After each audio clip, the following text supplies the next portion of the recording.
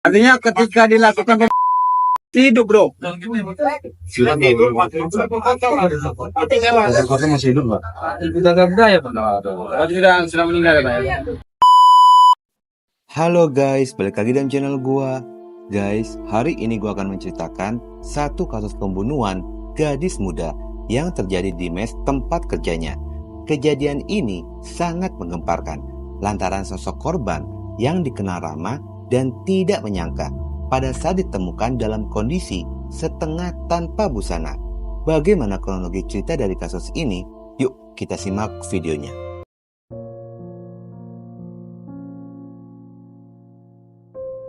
Kasus pembunuhan ini terjadi di sebuah ruko 3 lantai yang beralamat di Komplek Pasar Sagulung Blok E nomor 11, Kelurahan Sagulung Kota, Kecamatan Sagulung, Kota Batam. Toko sayur yang bernama Cynthia Hasibuan itu menjual aneka sayuran yang mempekerjakan beberapa karyawan di tokonya. Beberapa karyawan itu masih berhubungan keluarga, maka dari itu pemilik toko pun memberikan fasilitas kamar tidur yang dijadikan sebagai mes tempat tinggal mereka di rukonya, tepatnya di lantai 3 ruko tersebut. Dari beberapa karyawan yang dipekerjakan, salah satunya bernama Helwina Tanjung yang lebih sering dipanggil Wina, berusia 22 tahun. Wina dipekerjakan sebagai penjaga kasir di toko sayuran tersebut. Selama hampir 3 bulan bekerja di sana, Wina bekerja cukup baik, bahkan sangat diterima kehadirannya oleh rekan kerjanya dan juga pedagang-pedagang lainnya di sekitaran toko. Dia pun dikenal baik, ramah, dan sering menolong kepada orang-orang sekitarannya. Namun, suatu ketika ada hal yang tidak terduga pun terjadi. Bermula pada hari Jumat pagi, tanggal 5 Juli 2024. Aktivitas di toko pun berubah dari biasanya, lantaran Wina tidak terlihat berada di toko. Teman-temannya mencari keberadaan Wina yang tiba-tiba menghilang tanpa ada kabar beritanya. Teman kerjanya pun tidak menemukan Wina berada di kamar mesnya dan juga tempat lain yang biasa Wina datangi. Mereka mencoba menelpon ke ponselnya Wina, namun ponselnya tidak aktif. Teman-temannya pun menjadi bingung kemana perginya Wina yang tidak pernah dia lakukan sebelumnya. Hingga pada keesokan harinya, pencarian Wina masih terus dilakukan. Namun Wina masih juga belum ditemukan. Hilangnya Wina secara tiba-tiba membuat pemilik toko merasa curiga dengan salah satu karyawannya, yang dimana pada malam hilangnya Wina, karyawan laki-laki yang bernama Zulbari menelpon untuk berpamitan pergi ke Pekanbaru karena sudah mendapatkan pekerjaan. Merasa curiga karena Wina hilang bersama dengan kepergiannya, pemilik toko pun meminta pada salah satu karyawannya yang bernama DS untuk mengecek kamar dari Zulbari. Saat DS tiba di pintu kamar, DS mencium aroma tidak sedap datang dari arah dalam kamar. Merasa ada yang aneh, akhirnya DS kembali lagi ke lantai bawah dan mengajak pemilik toko beserta dengan karyawan lainnya melakukan pengecekan kamar dari Zulbari secara bersama-sama. Setelah pintu kamar berhasil terbuka, bau menyengat pun langsung keluar dari kamar itu. Mereka segera mencari-cari sumber bau tersebut dan berinisiatif membuka kasur di kamar itu. Pada saat kasur itu diangkat, ditemukanlah sosok jasad Wina yang sudah mulai membusuk di sana. Penemuan ini sontak saja membuat mereka terkejut dan memutuskan untuk melaporkannya ke pihak kepolisian setempat. Saat polisi mendapatkan laporan, polisi pun segera datang untuk melakukan evakuasi dan pemeriksaan tempat kejadian. Saat polisi tiba di lokasi kejadian, terlihat tubuh Wina ada luka pada bagian lehernya dan setengah tanpa busana. Jasad Wina terbungkus kain dan sudah mulai membusuk. Dari kejadian ini, polisi memanggil 4 saksi, di antaranya karyawan toko sayuran, pemilik toko, petugas keamanan, dan pedagang sekitaran dimintai keterangan oleh polisi. Berdasarkan dari keterangan pemilik toko, pada malam itu Zulbari mendadak berpamitan ke Pekanbaru dengan alasan sudah mendapatkan pekerjaan di sana. Zul sempat menjadi supir di toko itu dan masih memiliki hubungan saudara. Namun beberapa waktu terakhir ini, Zul pun sudah diberhentikan oleh pemilik toko dan digantikan oleh driver lainnya. Walaupun begitu, Zul masih diperbolehkan untuk tinggal di sana oleh pemilik toko sampai dia memiliki pekerjaan baru. Sementara kesaksian dari petugas keamanan pada malam hilangnya Wina sempat mendengar adanya teriakan meminta tolong, namun tidak lama suara itu pun menghilang. Kesaksian lain pun datang dari kerabat Wina dan pedagang sekitaran toko yang dikenal dekat dengan korban Wina. Menurutnya, korban ini sering curhat kalau uang di meja kasir dan barang jualannya sering hilang. Sebelum Jul diberhentikan, Wina sempat bercerita jika uang di kasirnya hilang sebesar 1 juta rupiah. Tidak lama setelah curhatan dari Wina itu, akhirnya Zul pun diberhentikan oleh pemilik toko. Hal itulah yang menjadi dasar kecurigaan jika ada keterkaitannya Zul dengan kematian Wina. Mereka tidak menyangka sosok Wina meninggal dunia dengan cara mengerikan seperti itu. Mereka semua yakin jika Wina dibunuh secara keji dan mereka pun sangat berharap pihak kepolisian dapat segera menangkap pelaku pembunuhan.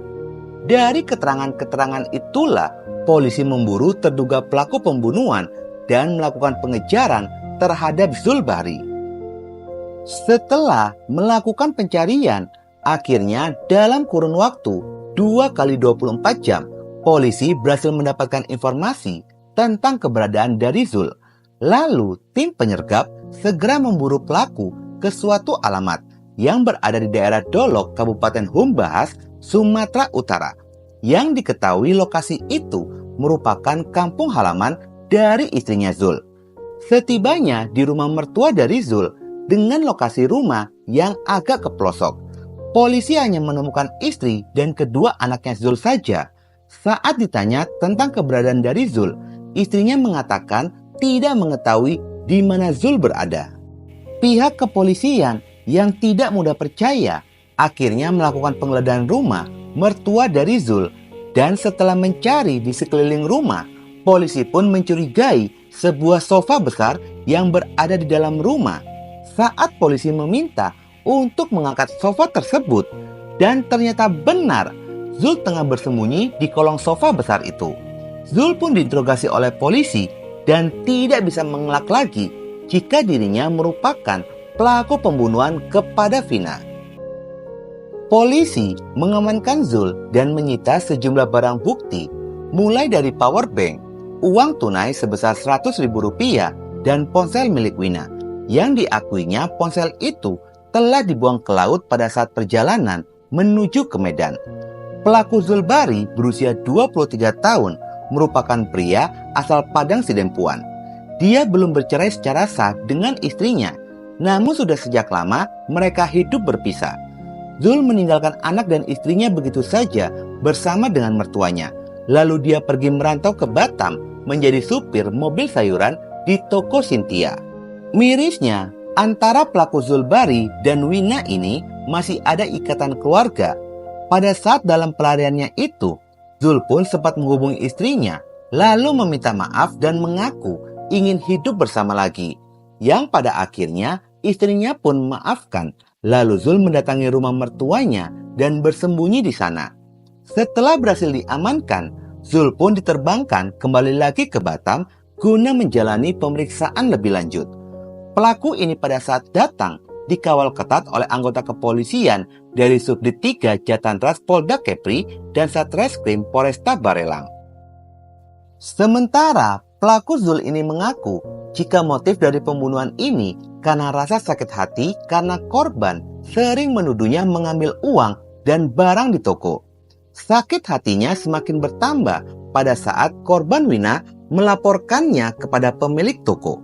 Hal itu menjadikan Zul diberhentikan oleh pemilik toko dan tidak memiliki pekerjaan lain. Kejadian ini pun berawal pada hari Jumat dini hari pada tanggal 5 Juli 2024. Zul melintas di kamarnya Wina dan melihat pintu kamar terbuka sedikit. Di sanalah Zul melihat Wina sedang tidur terbaring menggunakan daster di dalam kamarnya. Rupanya pada saat melihat itu, Zul pun tidak kuat menahan hasratnya untuk melakukan wik-wik kepada Wina.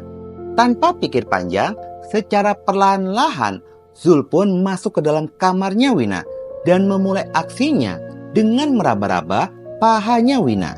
Yang ternyata korban ini pun menyadari itu dan akhirnya terbangun dari tidurnya. Melihat Zul yang tidak sopan kepada dirinya, spontan saja Wina berteriak meminta tolong. Merasa panik dengan teriakan itu, Zul pun memukul kepala Wina dan langsung menggenggam lehernya. Hingga akhirnya Wina meninggal dunia. Melihat Wina yang sudah tidak bergerak lagi, Zul pun berinisiatif mengangkat tubuh korban masuk ke dalam kamarnya. Yang ternyata pada saat itu korban sedang tidak menggunakan pakaian dalam. Hasratnya pun kembali muncul dan akhirnya Zul melakukan tindakan tidak terpuji dengan menodai jasad Wina yang sudah tidak bernyawa.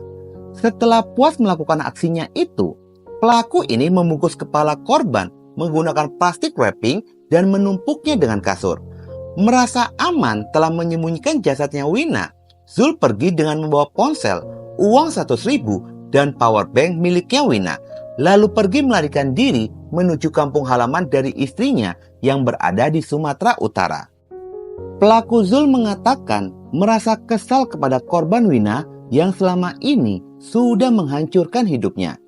Pada saat ini pun tubuh Nelwina Tanjung telah dimakamkan di Blok U nomor 177 TPU Setemiang Batam. Wina dimakamkan di tanah pekuburan Kecamatan Sekupang pada hari Senin tanggal 8 Juli 2024 sore harinya. Pelaku Zulbari dijerat dengan pasal pembunuhan serta penodaan dan terancam pidana penjara selama 15 tahun. Guys, seharusnya istri dari Zul pun diperiksa dan dijerat pasal membantu menyembunyikan Zulbari pada saat penangkapan. Menurutku pribadi, motif dari pelaku ini bukan sakit hati. Pasti karena ingin menodai korban, terus dibunuh lantaran korban berteriak. Semoga saja korban diampuni segala dosanya dan diberikan tempat yang layak di sisi Allah Subhanahu wa Ta'ala. Oke guys, sekian dulu video gue hari ini dan jangan lupa ikuti terus video gue. Oke?